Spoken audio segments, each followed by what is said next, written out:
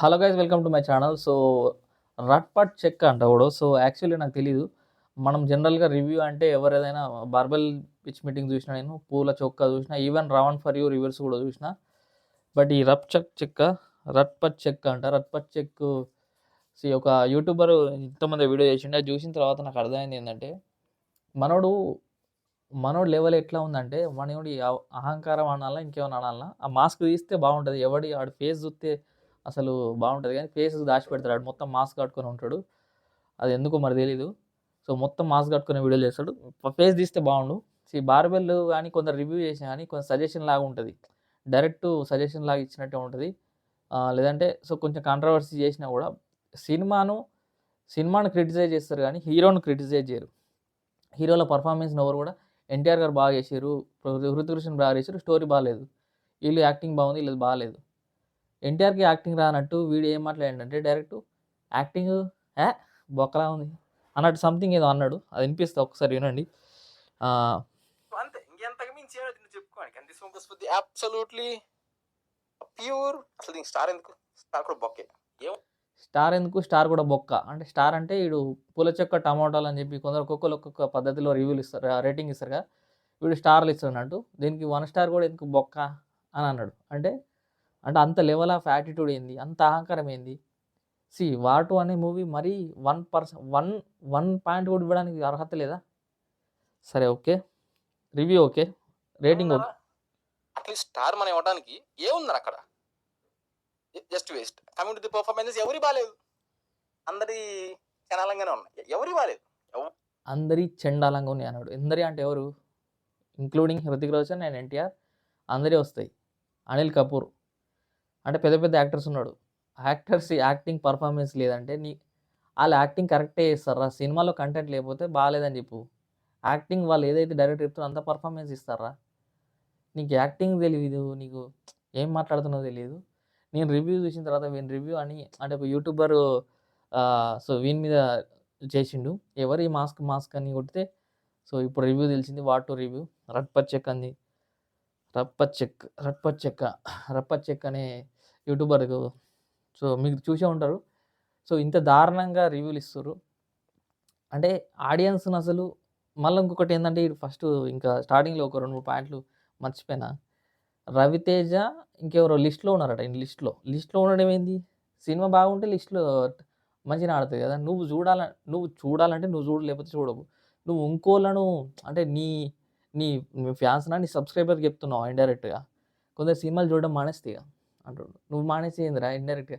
Cinema బాగుందో చూస్తే చూడు. నిన్ను ఒకటి రివ్యూ చెప్పమను. నీ ఇష్టం, నీ యూట్యూబ్‌లో వ్యూస్ కోసమే చెప్తున్నావు 100%. నువ్వు ఎలా ఉన్నా, బాగున్నా, లేకున్నా 'ఎన్టీఆర్' ఫిల్మ్స్ గాని, 'రవితేజ' ఫిల్మ్స్ గాని ప్రతి ఒక్కటి రివ్యూ ఇస్తావు. ఎందుకంటే అది వ్యూస్ వస్తాయి కాబట్టి. నువ్వు వాళ్ళ మీద రివ్యూ చేసుకునే బతికేటోనివి. ఎవరైనా గాని వాళ్ళ ఇప్పుడు వాళ్ళ సినిమా రిలీజ్ కాకపోతే మనం రివ్యూ చేయలేము. వాళ్ళు కూడా మన ద్వారానే బతుకుతుర్రు. మనం కూడా వాళ్ళ ద్వారానే బతుకుతున్నాం. ఓకే. టికెట్లు బుక్ చేసేది మనమే, ప్రజలమే.